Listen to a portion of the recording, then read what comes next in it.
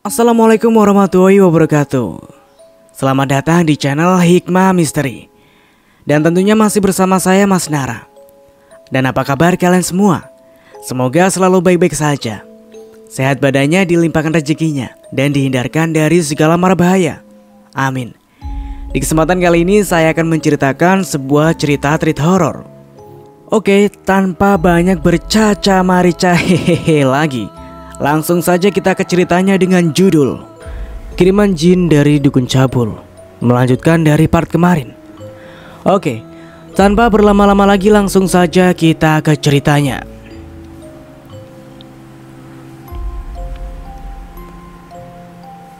Sesaat kemudian, setelah Rian mencari cacing untuk umpan, dia duduk di pinggir sungai.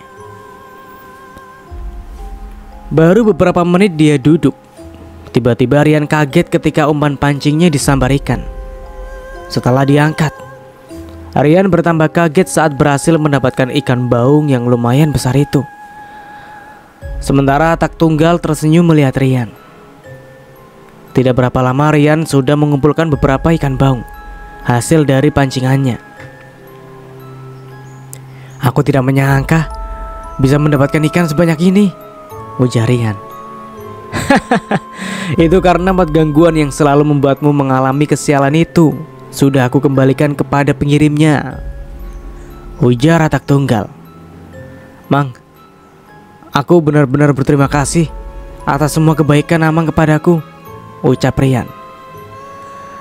Aku tidak minta apa-apa, cuma satu keinginanku, yaitu kau dan aku harus melakukan upacara kecil bak angkat kuwitan padaku. Tapi itu pun kalau kau mau, ujar Tak Tunggal. Oke, jadi ini penjelasan untuk bak angkat kuwitan. Jadi di sini tuh kalau misal kita sakit parah, terus ada dukun atau apalah ya yang mengobati kita, terus sakitnya hilang atau sembuh. Nah, wajib banget tuh kita ngadain upacara syukuran sekaligus bak angkat kuwitan. Si dukun yang mengobati kita tadi kita angkat sebagai orang tua angkat. Itu sudah menjadi khasnya di sini, selalu begitu. Ayahku aja banyak banget anak angkatnya.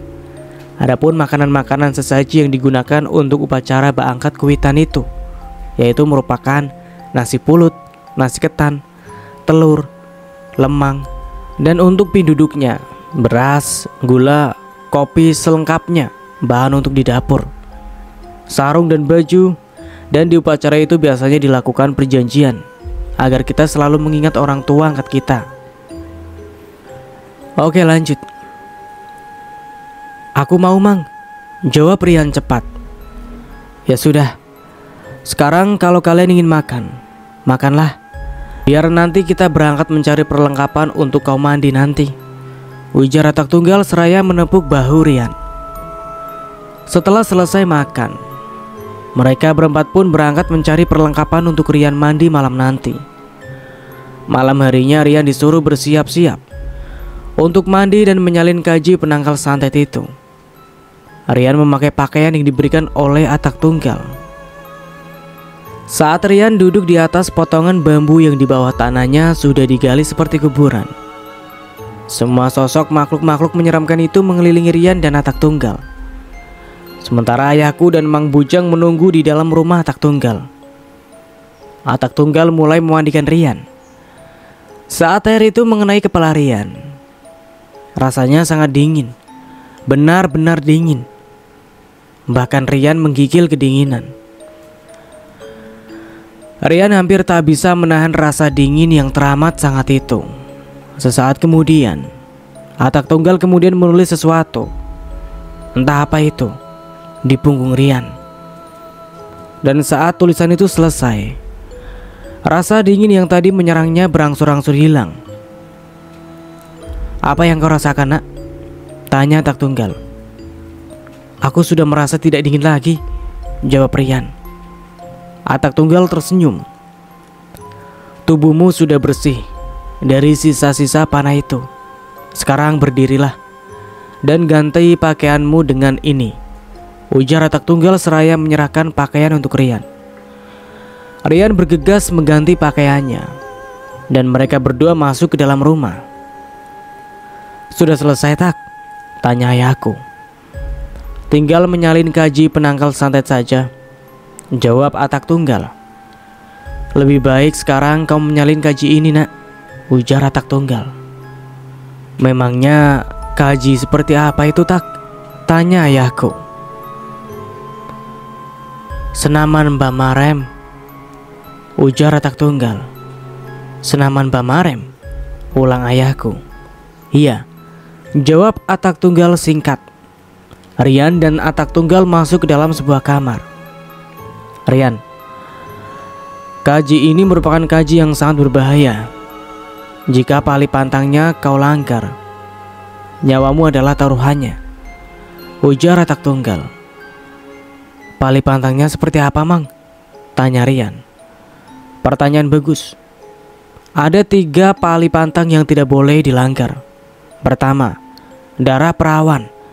Artian darah perawan di sini adalah jangan pernah menyetubuhi seorang gadis tanpa ikatan pernikahan. Yang kedua, jangan pernah terlambat memberi makanan untuk ganan kaji itu. Dan yang ketiga, ini yang paling sulit. Di hari tertentu, Senin, Kamis, dan Jumat, kau harus menggendong ganan kaji itu di belakangmu, seperti menggendong tuyul," ujar Atak Tunggal. "Tapi kau akan kebal terhadap semua santet dan juga kebal terhadap senjata tajam. Tapi ingat, jangan pernah melanggar pantangannya. Jika kau sampai melanggar pali pantang itu, kau akan mati dan arwahmu tidak akan bisa kembali. Arwahmu akan menjadi tempatak jipen atau budak makhluk itu selamanya hingga hari kiamat tiba," ujar Atak Tunggal. Rian menelan ludahnya mendengar semua ucapan Atak Tunggal. Tubuhnya merinding. Aku rasa aku tidak akan sanggup dengan pali pantang itu, Mang. Terlalu sulit," ujar Rian.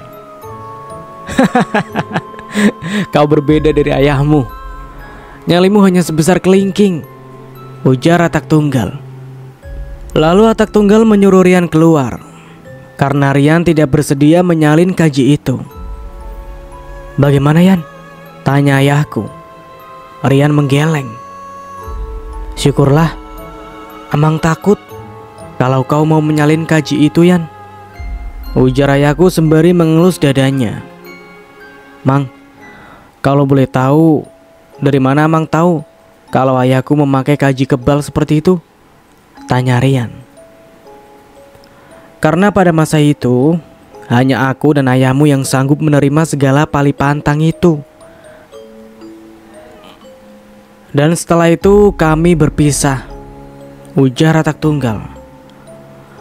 "Makanya dari awal kalian datang, aku bertanya tentang sosok yang ada di sebelahmu itu, karena aku sangat mengenal wajah sosok itu. Aku heran, kenapa bisa ayahmu mati dan kenapa kaji itu hilang. Padahal ayahmu itu bersikap dingin terhadap perempuan. Dan untuk kedua pali pantang lainnya, aku tidak yakin ayahmu melanggarnya. Dia pun sepertinya enggan menemuiku kemari. Padahal aku bisa saja membantunya membalaskan dendam terhadap si pembunuhnya itu," ujar Atak Tunggal semakin geram. Ayahku dan Amang Bujang saling bertatapan tidak mengerti. "Jadi kau mengenal almarhum Roni?" tanya ayahku akhirnya. "Iya," jawab Atak Tunggal. "Lalu kenapa kau tak memberitahu aku, Tak?" tanya ayahku. "Karena kau tidak bertanya," jawab Atak Tunggal. Suasana di rumah itu menjadi hening. Keesokan harinya, pagi-pagi sekali ayahku, Mang Ujang, dan Rian berpamitan untuk pulang. "Tak, terima kasih banyak atas kebaikanmu. Hari ini kami ingin pamit pulang karena sudah cukup lama kami di sini," ujar ayahku. "Baiklah, hati-hati di jalan." "Mang, terima kasih banyak, Mang. Kebaikanmu tidak akan aku lupakan," ujar Rian seraya mencium tangan Atak Tunggal. "Sama-sama. Kapan-kapan jika kau ada waktu, berkunjunglah kemari lagi, ujar Atak Bujang seraya memeluk Rian. Kami pamit dulu. Terima kasih banyak atas kebaikanmu pada anakku, ujar Amang Bujang. Atak Tunggal mengangguk. Jaga dirimu, nak, ucap Atak Tunggal pada Rian. Rian mengangguk dan tersenyum. Lalu mereka mulai mendayung perahu ces mereka ke tengah sungai. Rian, ingat, kapan-kapan kemari lagi, teriak Atak Tunggal saat perahu ces itu akan melaju. Iya, jawab Rian sembari melambai ke arah Atak Bujang. Singkat cerita, mereka sampai di desa ayahku. Rian dan Mang Bujang segera berpamitan pulang kepada ayah dan ibuku setelah mereka mengambil barang-barang mereka di rumah kami. Sepanjang perjalanan pulang, Rian terus memikirkan ibunya. Entah kenapa dia sangat merindukannya. Yan, kau memikirkan apa, nak? Tanya Amang Bujang. Apa Inai sehat-sehat saja ya, Mai? Sudah lama kita meninggalkan Inai sendirian, ujar Rian.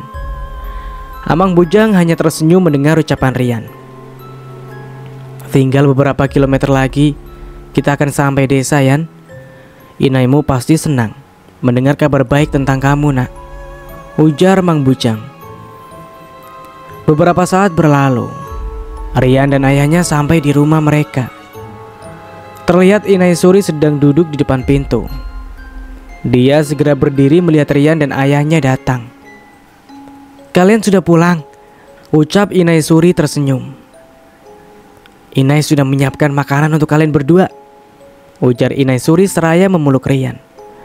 Bagaimana perjalanan kalian ke sana? Apakah Yansa ada? Kenapa kalian lama sekali? Tanya Inai Suri. Rian dan ayahnya pun menceritakan tentang semuanya pada Inai Suri. Inai Suri duduk mendengarkan cerita itu. Nah, benar kan dugaan Inai, Yan? Untung kamu cepat ke sana. Jika terlambat, Inai bisa kehilanganmu, ujar Inai Suri.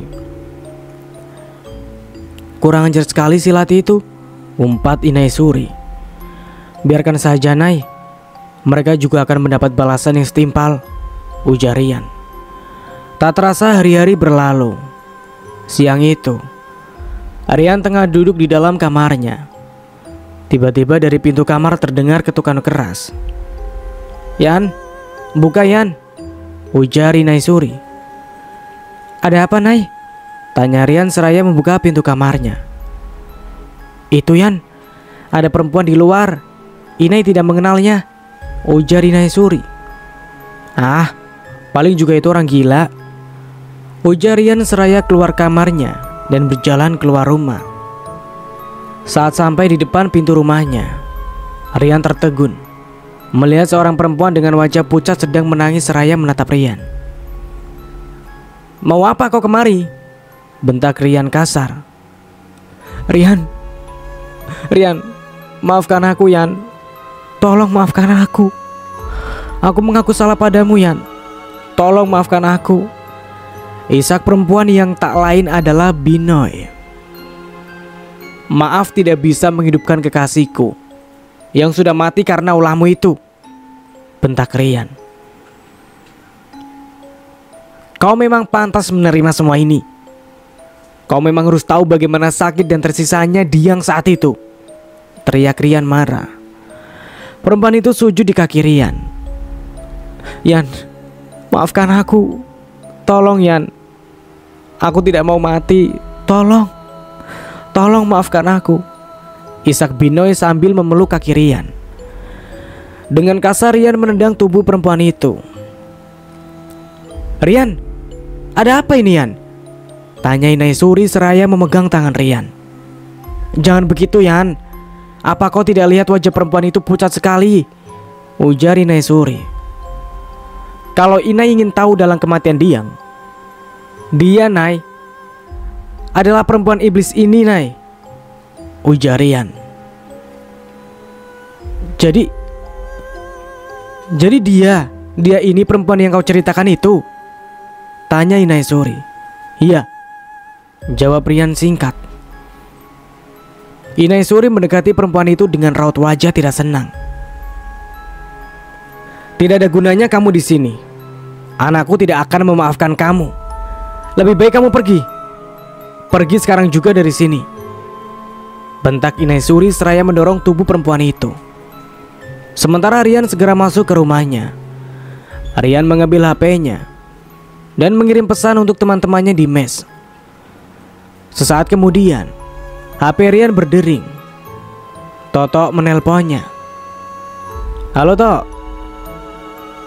siapa yang sudah memberikan alamatku pada Binoy? Ujar Rian dengan nada marah. Wah, gak tahu Yan. Aku aja kaget pas baca SMS kamu, ujar Toto. Kamu sekarang di mana? Tanya Rian. Lagi ngumpul di tempat kerja, jawab Toto. Berikan teleponnya sama Wewen, suruh Rian. Halo Yan, kangen ya? Tanya Wewen seraya tertawa. Wen, apa kamu yang memberikan alamat rumahku pada Binoy? Tanya Rian. Iya Yan, dia nangis-nangis kemarin. Katanya mau ketemu kamu, mau minta maaf. Jadi aku pikir gak apa-apa, kan niatnya baik, jawab Wewen. Rian menarik nafas panjang, lalu menceritakan apa yang sebenarnya terjadi pada teman-temannya lewat telepon. Gila, parah banget Yan, ujar Midun. Makanya lain kali kalau mau ngasih alamatku harus tanya dulu. Setidaknya kirim pesan SMS dulu, ujar Rian kesal. Iya Yan, aku gak akan ulangi lagi. Maaf deh, maaf, ujar Wewen merasa bersalah. Ingat ya, kalau dia mati di depan rumah gue, kalian semua yang harus tanggung jawab buat nguburin mayatnya, ujar Rian kesal seraya menutup telepon. Inaisuri masuk ke dalam kamar Rian. Perempuan itu tidak mau pergian. Dia terus menunggu di tanah, ujar Inaisuri. Biarkan saja Nay, jangan dihiraukan, ujar Rian. Sebenarnya ibu tidak tega Yan. Bekas dia duduk tadi penuh darah Yan, ucap Inaisuri seraya mengelus punggung Rian. Dia yang dulu juga begitu Nay, bahkan lebih parah, ujar Rian. Jadi ini tentang malam itu. Semuanya aman kok, cuma Niwi yang gangguin, nagih janji. Inaisuri menghela nafas. Dia maklum jika anak kesayangannya itu tidak mau memaafkan Binoy, karena memang perbuatan Binoy itu sudah merenggut nyawa kekasih Rian. Ya sudah nak, Inai mau ke warung dulu, ujar Inaisuri. Kunci pintunya dari luar saja Nay, ujar Rian, sembari merebahkan tubuhnya di atas tempat tidur. Sesaat kemudian, Rian meraih jaket hitamnya yang dulu pernah dipakai oleh almarhum Diang. Diang, aku sangat merindukanmu, gumam Rian seraya memeluk jaket itu. Tiba-tiba beberapa saat setelah ibunya pergi, ada keributan di depan rumah Rian. Yan, Yan, teriak beberapa orang warga dari jendela kamar Rian. Kenapa? Tanya Rian. Itu ada perempuan di halaman rumahmu. Dia terluka Yan, ujar warga itu. Oh, ujar Rian acuh. Sepertinya dia mengenalmu Yan. Lebih baik kau temui dia. Kasihan, wajahnya pucat sekali, ujar Pak RT. Itu bukan urusanku Pak, jawab Rian. Warga itu melangkah menjauhi jendela Rian. Dengan acuh Rian menutup jendela kamarnya dan kembali ke tempat tidur. Dasar perempuan iblis, umpat Rian kesal. Suara-suara orang di depan rumahnya sudah tidak ada lagi. Rian berjalan keluar kamar untuk memastikan apakah Binoy masih ada di halaman rumahnya atau sudah pergi. Aku lupa pintunya dikunci dari luar, ujar Rian segera berjalan ke arah kamarnya. Rian membuka jendelanya dan melompat turun. Syukurlah perempuan sundal itu sudah pergi, ujar Rian tersenyum. Yan, Kamu ngapain di situ? Tanya Inai Suri sembari menepuk pundak Rian. Inai, ujar Rian kaget. Perempuan itu dibawa Pak RT ke rumahnya, ujar Inai Suri. Biar sajalah Nai, itu bukan urusan kita, ujar Rian. Dia sekarat Yan, lebih baik kau tengok dia ke rumah RT, ujar Inai Suri. Tidak baik menyimpan dendam nak. Inai yakin Diang pun akan sedih melihatmu begini, ujar Inai Suri lagi. Rian menarik nafas panjang, seraya mengedahkan kepalanya menatap langit. Baiklah, aku akan ke rumah Pak RT, ujar Rian. Lalu dengan tergesa-gesa, Rian berjalan menuju rumah Pak RT yang berjarak 6 buah dari rumah Rian. Sesampainya di depan pintu rumah Pak RT, Rian terperangah melihat darah membanjiri lantai rumah itu. Dan terlihat seorang perempuan terbaring lemah menatap ke arah Rian. Yan, aku minta maaf padamu dan kekasihmu. Aku memang pantas menerima ini semua, ucap perempuan yang tak lain adalah Binoy itu dengan suara lemah. Rian mendekatinya. Aku sudah memaafkanmu, ujar Rian seraya membelai kepala perempuan itu. Sesaat setelah Rian memaafkan Binoy, perempuan itu mengembuskan nafas terakhirnya. Hati kecil Rian tidak tega melihat kejadian itu. Hari-hari berlalu. Sore itu, Rian berkumpul dengan teman-temannya di sebuah warung di dekat sungai di desa mereka. Tiba-tiba saat sedang asyik mengobrol, Toto melihat sebuah perahu karam di tengah sungai. Astaga, ayo kita bantu mereka, ujar Toto, seraya menunjuk ke arah perahu yang karam itu. Rian dan temannya segera berlari turun ke sungai.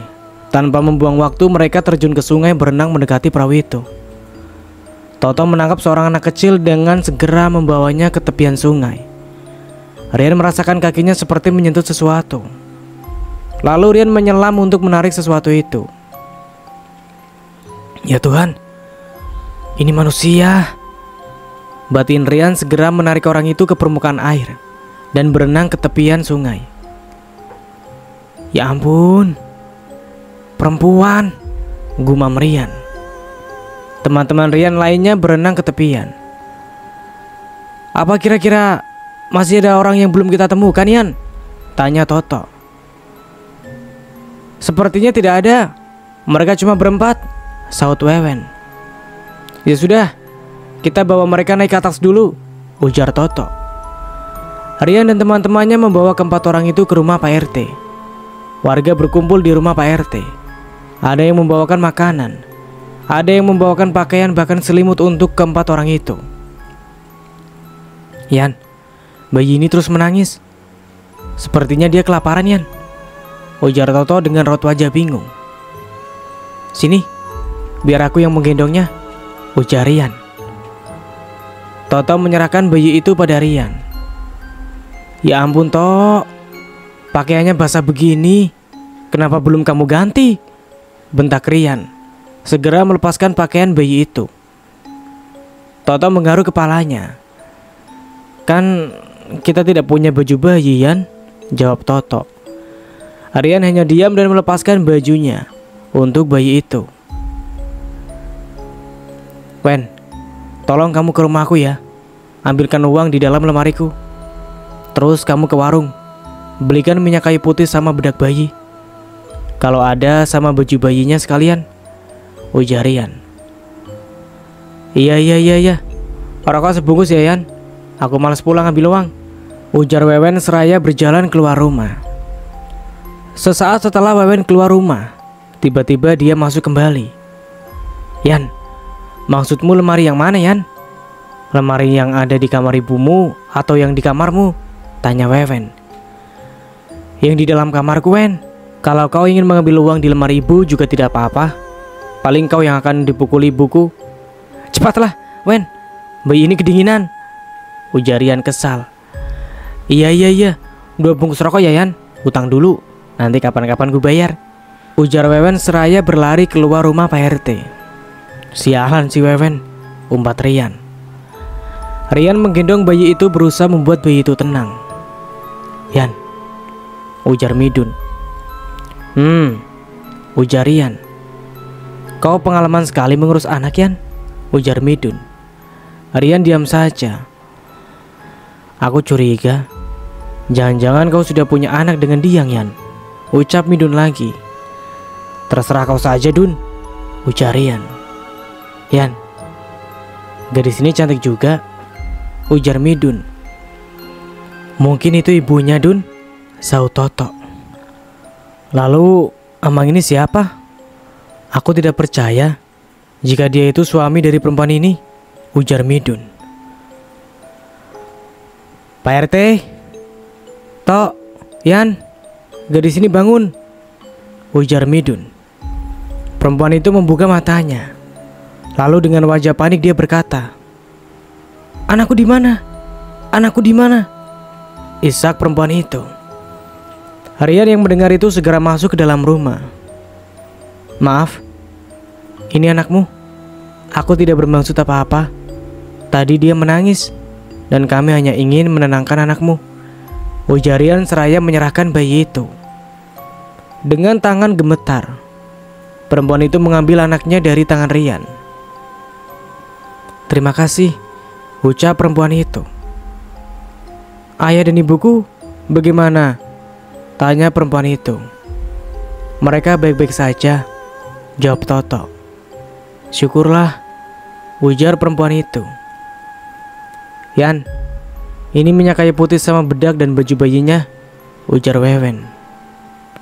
Aku kapok ke rumahmu, Yan.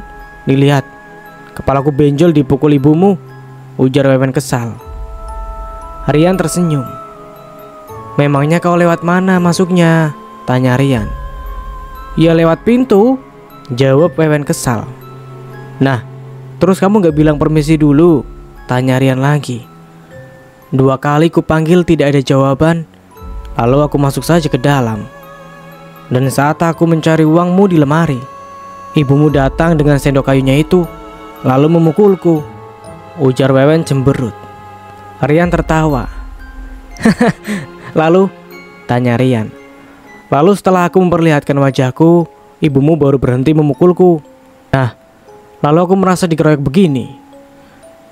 Jadinya sisa uangmu ku ambil aja. Satu lagi, rokoknya 5 bungkus, Yan, karena ibumu sudah memukulku sebanyak 5 kali tadi, ujar Wewen tersenyum. Keterlaluan sekali kau, Wen, umpat Rian. Rian kemudian menyerahkan minyak kayu putih, bedak, dan baju itu pada ibu bayi itu. Ini, ambillah untuk anakmu. Maaf, karena kami tidak bisa menyelamatkan harta benda kalian, ujar Rian. Tidak apa-apa, kalian menyelamatkan kami pun kami sudah sangat berterima kasih, ucap perempuan itu. Astaga, ujar Rian kaget, karena bayi itu terlepas dari gendongan ibunya. Dengan cepat Rian menangkap bayi itu dan menggendongnya. Sementara biar kami yang mengurus anakmu, kau masih lemah, ujar Rian. Semua yang ada di rumah itu menghela nafas lega melihat Rian berhasil menangkap bayi itu sebelum tubuh mungilnya terjatuh menimpa lantai. Beberapa hari berlalu. Semua warga sepakat untuk membantu keluarga kecil yang tempo hari mengalami musibah perahu karam itu. Mereka membuatkan perahu baru untuk keluarga itu. Tapi pembuatan perahu itu tentu saja membutuhkan proses dan waktu yang lumayan. Jadi sekarang keluarga itu tinggal di rumah Pak RT yang kosong di sebelah kiri rumah Rian. Makanya setiap hari, rumah Rian selalu ramai kedatangan teman-temannya yang ingin mendekati janda muda beranak satu itu. Sarita, nama janda muda beranak satu itu. Dia mengalami KDRT oleh suaminya, sehingga orang tua Sarita yang mendengar kabar itu lalu menjemput paksa Sarita dan anaknya yang masih berumur 7 bulan itu. Di dalam perjalanan pulanglah, itulah Sarita dan keluarganya mengalami musibah perahu karam yang hampir membuat mereka kehilangan nyawa. Dun, bangun, ini tempat tidurku, kalau kau mau tidur di sini, di bawah atau di luar sana, ujar Rian kesal. Ah, aku takut tidur di luar, Yan. Hawanya beda di rumahmu kalau malam begini, jawab Midun. Ya sudah, kalau begitu kau tidur di bawah saja, ujar Rian seraya menarik kaki Midun. Kalau sama perempuan saja kau selalu mengalah, kalau sama temanmu begini caramu, ujar Midun kesal. Rian menghela nafas panjang, lalu berjalan keluar kamar mengambil kasur untuknya tidur. Keesokan harinya, Midun sudah bangun pagi-pagi. "Hei Yan, bangun, sudah siang," ujar Midun. "Ah, siang apaan? Masih pagi begini. Kalau kau mau pulang silakan, jangan menggangguku," ujar Rian seraya menutup telinganya dengan bantal. Dengan kesal, Midun menendang kaki Rian pelan. Rian bergegas bangun dengan memasang wajah marah. Rian membalikkan tubuh Midun berhadapan dengannya, dan dengan tangan mengepal seolah siap meninju wajah Midun. Rian membentak, "Aku sudah mengalah tidur di bawah, lalu pagi harinya kau menendangku. Besok-besok apa lagi?" bentak Rian. Jangan begitu, Yan. Aku menendangmu dengan pelan. Sekali. Tidak sakit kan? Masa kau mau main kekerasan terhadap sahabatmu sendirian? Ujar Midun gugup. Aku juga tidak serius ingin meninjumu, ujar Rian tertawa terbahak-bahak. Sialan, gumam Midun. Yan, kenapa kalian berdua pagi-pagi berisik sekali? Tegur Inai Suri yang lewat di depan kamarnya yang terbuka. Maaf Nai, ucap Rian. Iya Cuk, saya juga minta maaf. Yan, apa kau tidak melihat penampilanku pagi ini? Tanya Midun. Rian memandangi temannya itu dengan kagum. Wow, aku bahkan baru sadar kalau kau hari ini terlihat keren sekali, ujar Rian. Bagaimana? Cocok tidak kalau aku pacaran sama Sarita? Ujar Midun. Oh, jadi itu maksud dan tujuanmu tidur di sini. Jadi bukan karena kau ingin menemaniku, ujar Rian tertawa. Ya tentu saja aku juga menemanimu, jawab Midun.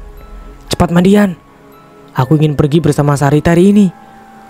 Kau tolong aku menjaga anak Sarita di rumah ini ya, ujar Midun. Hah? Menjaga bayi itu di rumah ini? Lalu orang tua Sarita kemana? Tanya Rian.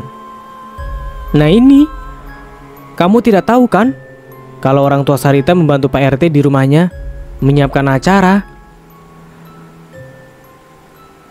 Makanya anak kecil itu aku titipkan saja padamu, ujar Midun. Ya ampun, kalau kau memang tidak ingin menerima anaknya sebagai anakmu, jangan kamu pacari ibunya. Kasihan Dun, bayi sekecil itu dijauhkan dari ibunya, ujar Rian. Sekali ini saja Yan, sekali saja ya. Ya, ujar Midun. Tidak, kalian enak-enakan sementara kau suruh menjaga bayi itu. Memangnya aku ini pembantumu apa? Ujar Rian kesal. Ayolah Yan, lagian kan kamu menyukai anak kecil. Kau juga sering menggendong anak itu, jadi kau tidak akan kesulitan menjaganya, ujar Midun. Baiklah, tapi hanya sekali ini saja ya, ujar Rian akhirnya. Dengan cepat Midun mengangguk. Iya Yan, sekali ini saja, jawab Midun. Ya sudah, kau bawa saja bayi itu kemari. Aku mau mandi dulu, ujar Rian. Kalian di sini, ujar Rian kaget. Iya tolong jagain sebentar ya Yan, ucap Sarita.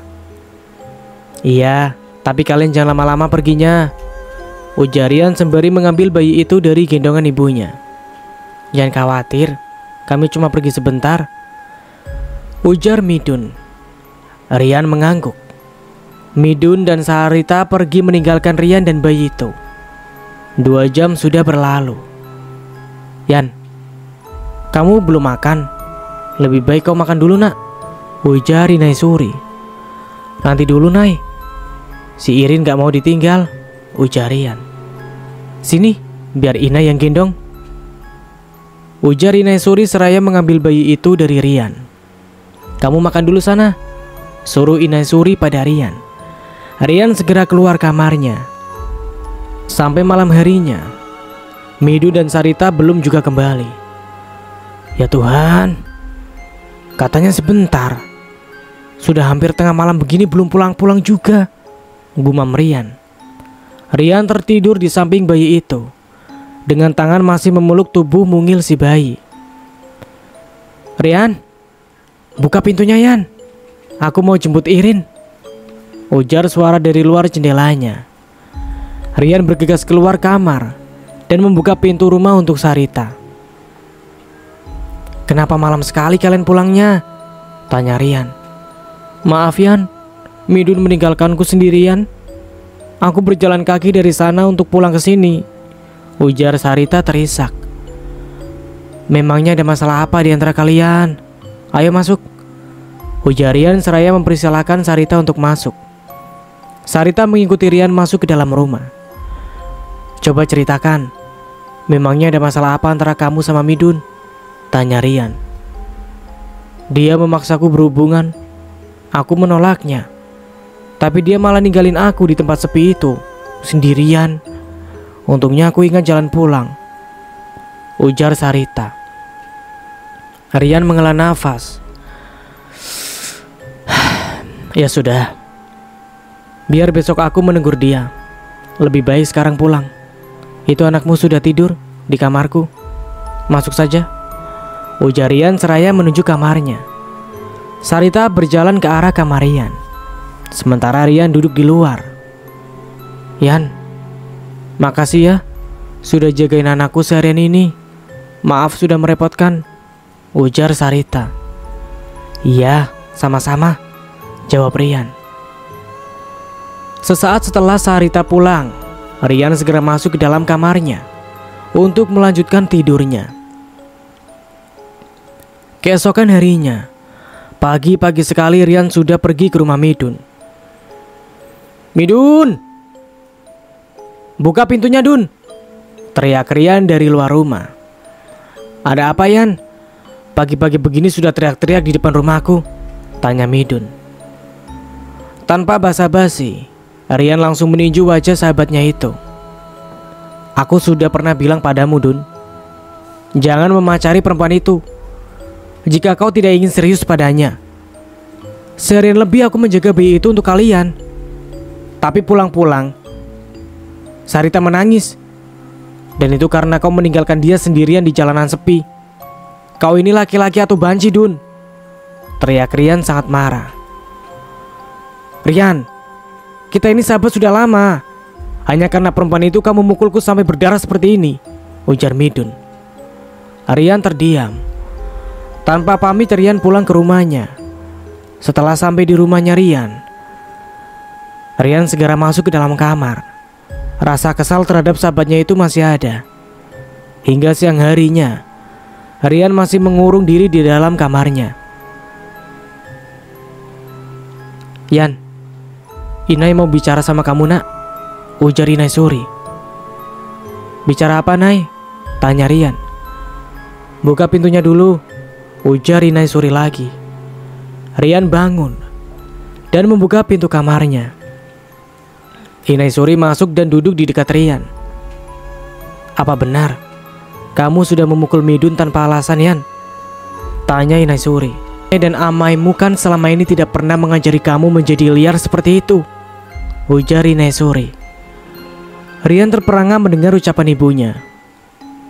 Tanpa alasan? Tanya Rian nyaring. Aku mengajarnya karena... Shh. Inai tidak ingin mendengar apapun alasan kamu. Yang pasti Inai sangat kecewa dengan kelakuanmu itu, bentak Inai Suri. Rian diam dan menunduk. Nai, Inai tahu kan, aku tidak akan sembarangan memukul, mengajar orang kalau memang orang itu tidak bersalah, ujar Rian akhirnya. Inai tidak mau tahu, ujar Inai Suri seraya melangkah keluar kamar Rian. Sepeninggal ibunya, Rian menangis. Aku seharusnya memang tidak ada di dunia ini.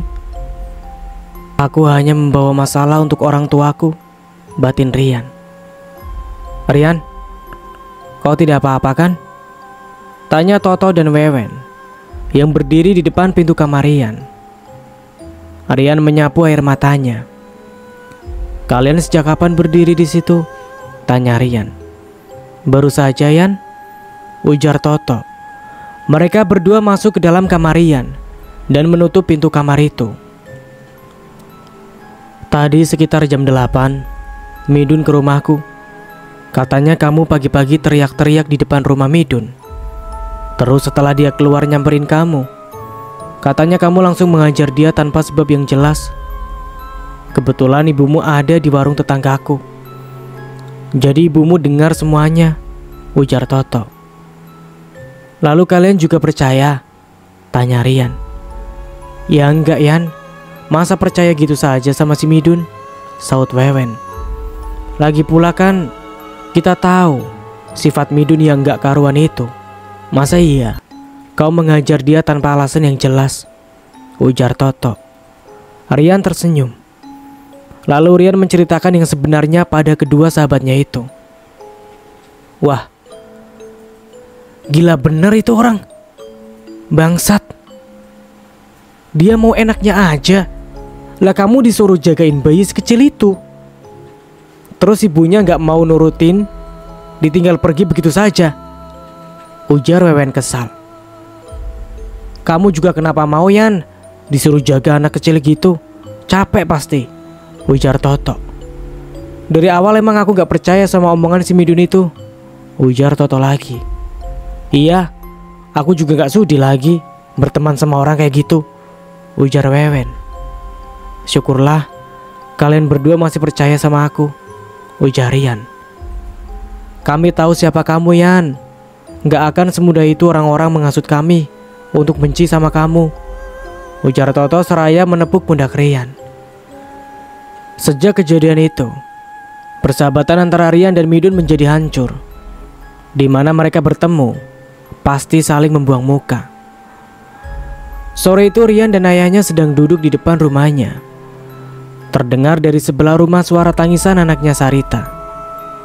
Kenapa ya, Mai? Dari kemarin anak itu menangis terus, ujar Rian. Mungkin sedang sakit, jawab Ahmad Bujang. Oh, kasihan ya. Anak sekecil itu jadi korban perceraian, gumam Rian. Kasihan sih kasihan, Yan. Ya, cuma kalau suaminya terus menyakiti ya terpaksa harus ditinggalin, ujar Amai Bujang. Rian bangun dari duduknya. Mau kemana kamu, Yan? Tanya Amai Bujang. Mau ke sebelah. Kasihan sekali, Mai, ujar Rian seraya melangkah ke sebelah rumah. Rian masuk ke rumah tempat Sarita dan keluarganya tinggal. Kenapa anakmu menangis terus? Tanya Rian. Gak tahu, Yan. Padahal tubuhnya sehat-sehat saja, jawab Sarita. Coba sini aku gendong. Sudah lama gak gendong Irin, ujar Rian. Sarita menyerahkan anaknya pada Rian.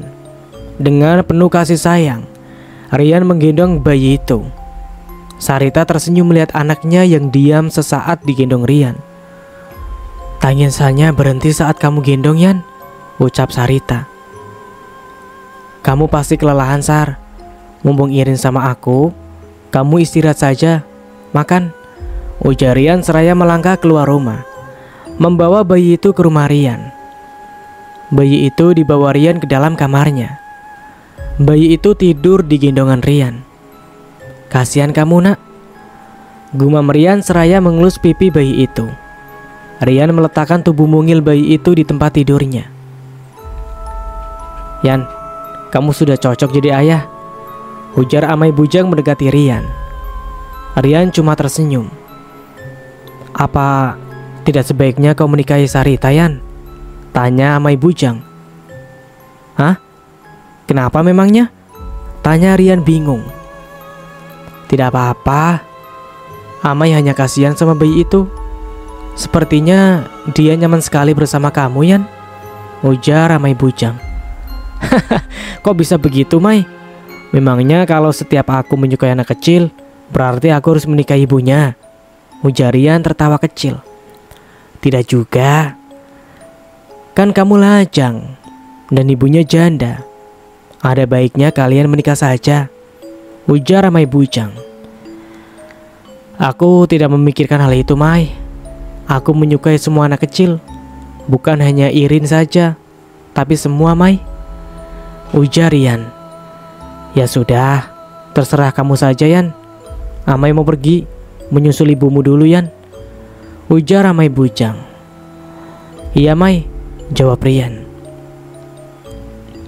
Rian keasikan bermain dengan anak itu, sampai dia tidak sadar Sarita sudah berdiri di depan pintu kamarnya.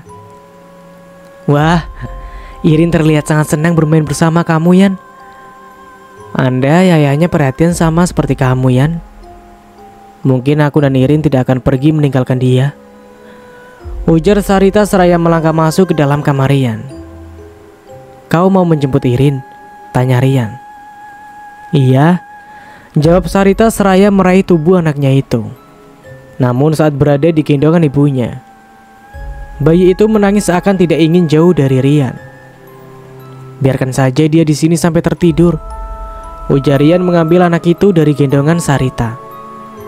Maaf ya Rian, anakku sangat merepotkanmu, ucap Sarita. Tidak apa-apa, jawab Rian seraya menciumi bayi itu. Sarita tersenyum, lalu duduk di kursi yang ada di kamar Rian itu. Yan, kelihatannya kau sangat menyukai anak kecil, ujar Sarita. Iya, jawab Rian singkat. Hening, hanya suara Rian dan bayi itu yang terdengar. Sesaat kemudian bayi itu mulai menangis. Sarita, sepertinya Irin sudah haus dan mengantuk. Kau susuilah Irin, aku mau keluar dulu, ujar Rian. Sarita mendekati anaknya dan mulai menyusui bayi kecil itu. Beberapa saat kemudian bayi itu mulai terlelap. Apa Irin sudah tidur? Tanya Rian. Iya, jawab Sarita sembari bangun dari tempat tidur Rian. Biar aku antar, di luar sudah gelap, ujar Rian seraya mengangkat tubuh mungil bayi itu dengan lembut. Sarita berjalan lebih dulu. Rian, maaf nak, cucuku merepotkanmu, ujar orang tua Sarita. Iya, tidak apa-apa, jawab Rian seraya meletakkan tubuh Irin ke tempat tidur. Mau minum dulu, Yan? Tanya Sarita. Tidak usah, aku sudah mengantuk, jawab Rian lalu bergegas pulang. Sejak saat itu, hampir setiap hari sepulang kerja, Rian selalu menjemput bayi itu untuk menemaninya di rumah. Anehnya bayi itu pun selalu tertidur setelah bersama dengan Rian. Dan malam itu sama seperti malam-malam biasanya, Irin sedang bermain bersama Rian di dalam kamarnya. Padahal sudah jam segini, kenapa Irin masih belum mengantuk ya? Ujar Sarita seraya duduk di samping Rian yang tengah bermain dengan Irin. Biarkan saja, ujar Rian. Kamu pasti capek, Yan, ujar Sarita. Rian tersenyum seraya menoleh ke arah Sarita. Kalau kau sudah mengantuk, tidur saja di sini. Nanti kalau Irin sudah tidur, aku akan membangunkan kamu, ujar Rian seraya menepuk tempat tidurnya. Sarita yang memang sudah mengantuk itu pun menuruti perkataan Rian. Sementara Rian membawa Irin keluar kamar. Setelah lumayan lama bermain dengan Rian di luar kamar, akhirnya bayi itu mulai menangis. Rian membawanya masuk ke dalam kamar. Sar, bangun, Irin sepertinya ingin tidur, ujar Rian seraya meletakkan bayi itu di samping Sarita. Sar, di luar hujan, sebaiknya kalian tidur di sini saja. Lagi pula orang tuamu juga belum pulang, ujar Rian. Lalu kamu? Tanya Sarita. Aku bisa tidur di bawah, ujar Rian. Maaf ya Yan, kami jadi sering merepotkan kamu, ujar Sarita menyentuh tangan Rian. Rian bergegas menarik tangannya. Iya, tidak apa-apa, ujar Rian. Rian menggelar kasur di lantai lalu berbaring berusaha memejamkan matanya. Sementara di luar hujan masih sangat deras. Saat Rian sudah terlelap, tiba-tiba ada sesuatu menindih tubuhnya. Hembusan nafasan hangat di pipinya. Rian perlahan-lahan membuka matanya. Astaga, kau kenapa? Ujar Rian yang melihat Sarita berada di atas tubuhnya. Cuman hangat dari Sarita itu beberapa saat membungkam mulut Rian. Tetapi sesaat kemudian, Rian mendorong tubuh Sarita menjauh dari atas tubuhnya. Jangan memancingku, Sar, ujar Rian seraya berjalan keluar kamar. Rian tidur di luar kamar, menghindari kejadian yang tidak dia inginkan. Sekitar jam 11 malam, saat hujan sudah mereda, Inai Suri dan Amai Bujang datang dan melihat Rian yang tertidur di luar kamar itu. Rian, kenapa kamu tidur di luar? Tanya Inai Suri seraya menepuk-nepuk pelan pipi Rian. Inai baru pulang, ujar Rian. Iya, karena hujan Inai dan Amai terpaksa berteduh dulu, ujar Inai Suri. Kenapa kamu tidur di sini? Tanya Inai Suri. Sarita dan Irin sedang tidur di kamarku. Karena hujan makanya aku menyuruh mereka tidur di sini, ujar Rian. Kamu tidak macam-macam kan, Yan? Tanya Inai Suri. Tidak, Nai. Makanya aku tidur di sini, ujar Rian. Setelah kejadian itu, Rian perlahan-lahan menjauhi Sarita dan anaknya. Walaupun dalam hati kecil Rian merindukan anak kecil itu. Rian menyibukkan dirinya bekerja, memancing, dan lain-lain, dan selalu pulang malam hari agar tidak bertemu Sarita dan anaknya. Malam itu, Yan, apa kamu tidak tahu kalau Sarita dan orang tuanya sudah pulang tadi pagi? Ujar Inai Suri. Rian terdiam sejenak. Aku tidak tahu, jawab Rian. Sarita juga meminta nomor teleponmu pada Wewen, ujar Inai Suri. Oh, ujar Rian.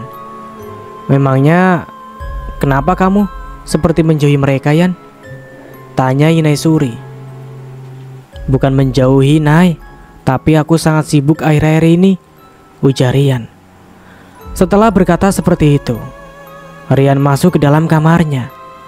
Rian merebahkan tubuhnya di tempat tidur. Kasihan anak itu. Andai Sarita tidak membuatku kesal, aku tidak akan menjauhi anaknya itu, batin Rian. Kesalahan pertamanya yang fatal di masa lalu terhadap Lebeb membuat Rian menjadi tidak ingin mengulangi kesalahan itu dan berjanji tidak akan melakukan hubungan suami istri kepada wanita-wanita yang dia temui selain istrinya kelak. Nah, dan begitulah akhir dari sebuah cerita treat horror dengan judul Kiriman Jin dari Dukun Cabul. Dari saya mohon maaf bila ada salah kata. Akhir kata, wassalamualaikum warahmatullahi wabarakatuh.